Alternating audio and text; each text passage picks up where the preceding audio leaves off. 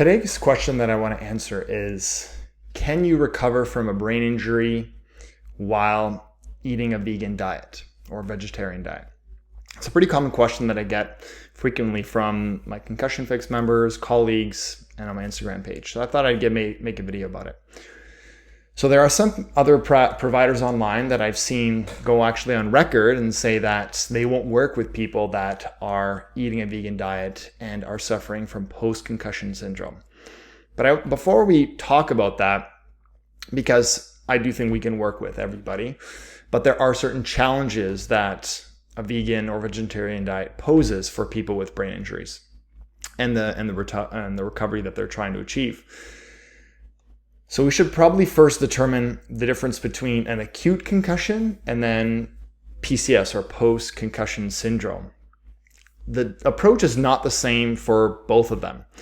You do want to differentiate because you could eat a vegan or vegetarian diet and in the acute phase be able to recover just fine. There are many people that are vegan and vegetarian, they get a concussion and they heal just fine.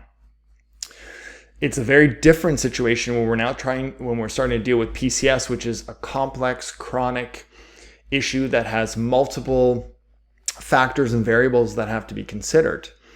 So I think I'm going to say, first and foremost, to answer this question, we have to look at the evidence. We have to look at the research. And what the evidence says in general about acute concussion recovery is that eating a diet that's low in processed foods, low in processed sugars, carbs, and fats, compared to that one that's eating vegetables, fruits, and unprocessed foods, is going to be inferior. So obviously the more processed diet is not going to be as helpful and for recovery. But it doesn't really go in the difference between eating a vegan or vegetarian diet. There simply isn't any research showing that. There isn't a lot of evidence in general for a very specific type of diet with concussions. It's actually quite difficult to study. Now there's animal models showing this, but in humans, we have really very little evidence. There's some research trying to be done around ketogenic diet, but it still is preliminary. There's a lot of kind of proof of concepts type of things going on. So after that, we have to look at what is the current evidence saying about just brain function and certain diets. And then we can expand our conversation to things like the Mediterranean diet, the Paleolithic diet, the ketogenic diet, and then plant-based vegan or vegetarian diet.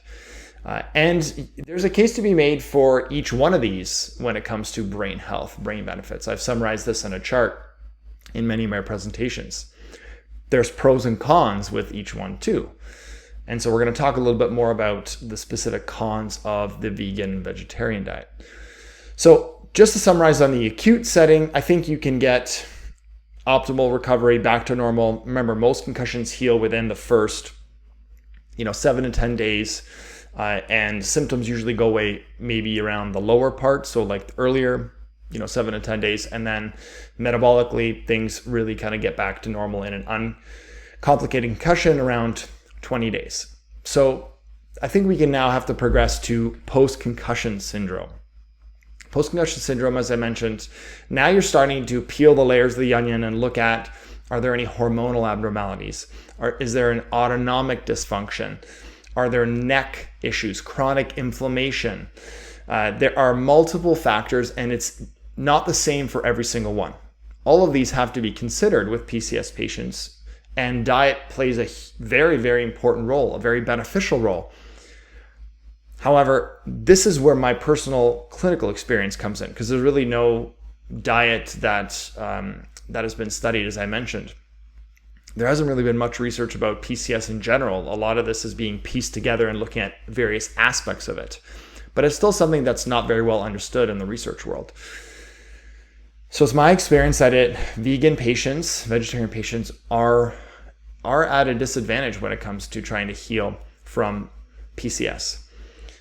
There's a number of theories that I have around this, and a lot of it comes down to deficiencies. And we know the literature is very clear that vegan, vegetarian diet followers are at increased risk for deficiency. It's not impossible to be replete in all these nutrients, but you have to really work hard at optimizing protein, at optimizing omega-3 fats. Even though there are some plant-based foods that have omega-3 fats in them, it's more difficult because if you're not eating fish, that's really the only source of preformed omega-3s that are not inhibited by a really major conversion issue, ALA to the EPA and DHA, or the active forms used by the brain.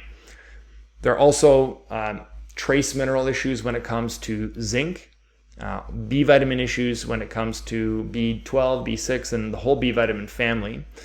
And then choline is another one. Choline is a key fat that is used in the membrane of the cell. And so this is something that, in general, people that follow a vegan or vegetarian diet, they struggle with this, definitely on a vegan perspective. So I think that at this point, I really encourage my patients to try to move to a more, even if it's temporarily, move to a more paleo-style diet. A lot of things also to consider is that a lot of vegans and vegetarians use grains as a backbone of their diet. It's the simple thing that is going to be accessible for optimizing calories, because in general, they're not eating a lot of high animal meat and high fat that you find in animal meats. So calories are harder to come by. So you have to eat almost a little bit more. And then there might be reasons that we don't fully understand. So it may not be the vegans themselves that a vegan diet is the problem. It's more of that it's not the optimal diet to get the nutrients into your body, if that makes sense. So put another way is that being a vegan is not going to predispose you to PCS. That's not what I'm saying. What I'm saying is that if you happen to be a vegan, or you went through a period of veganism in the past where you now are behind the 8 ball when it comes to some of these nutrients, that may be a risk factor that has to be corrected. That may be something that needs to be addressed in terms of getting those nutrient levels up. And we can do some of this in terms of our clinical workup to see if there's risk. So if you are vegan or vegetarian and you're listening to this and you are suffering from PCS, there are some basic things to consider, because I also really understand and respect that, there are decisions and choices about what type of diet a person eats that are not to do with only health. There's ethical reasons which are really important, and I fully respect that. So my first piece of advice would be, if you can temporarily, again, always recommendation is work with a provider that's going to be guiding you in what new dietary choices you should make. Maybe consider a temporary pause of your vegan diet and move to a more paleo diet that's a little bit more balanced, as part of kind of like a 2 to 3 month window to see if you can replete some of these nutrients. And it is much easier to do it when you're not following a vegan diet. Secondly is, again, as I mentioned, work with a provider to test some of these potential deficiencies. I can't tell you how many times vegan and vegetarian patients are just suboptimal in iron levels. And they may not be totally deficient, but a lot of times you might have low normal ferritin, like ferritin below 40 or 30, and that still is a sign of depleted iron stores. When you don't have enough iron in your body, you can't deliver oxygen throughout the body, which is a huge factor when it comes to the healing of your tissues. So get tested to see if there are specific nutrients that you can address. That's number one. Number two, maybe if you are vegan, you might want to consider going vegetarian. Maybe you can't do stomach the meat. I've had patients tell me that they're turned off it. They can't eat it, the texture, the thought of it, for many different reasons.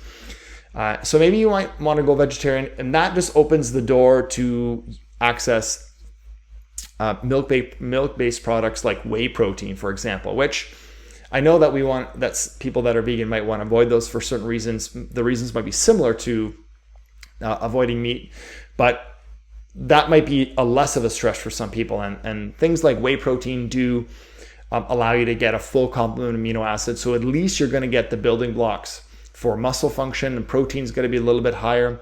You may be less reliant on gluten and carbs, which is definitely part of the diet that I recommend with my patients. And this way you can maybe do this again temporarily. So that's another option. And then finally, you can continue to work with a healthcare provider after you get tested to personalize a nutrient supplement plan after to get your levels up. You may need to do a period of intravenous nutrients to really get your levels up faster. Definitely the B vitamins, the minerals, things like zinc. If you're not absorbing some of these things after you've tried supplementing orally, you may actually need to bypass the digestive system. And then definitely get on a really good, solid, personalized nutrient regime to get the deficiencies corrected. So you can see there's a number of lists of certain deficiencies to consider, but definitely fat-soluble vitamins like vitamin A, vitamin E, things like zinc, iron is a huge consideration. That's an easy one to test. I did mention vitamin D. Vitamin D is available through the sun, but it also is available through some like liver-based and cod liver oil sources, so that might be a limitation. And then B vitamins finally. That's the big area, and choline, as I mentioned, which is kind of similar to the B, or might be in some B complexes. So work with a healthcare provider to personalize your nutrient plan based on your deficiencies and based on the predispositions that research shows that most vegans are deficient in. As always, you can press the like button here. You can share it if this is something that a friend would benefit from. And then press the subscribe to keep yourself posted on future videos that I make.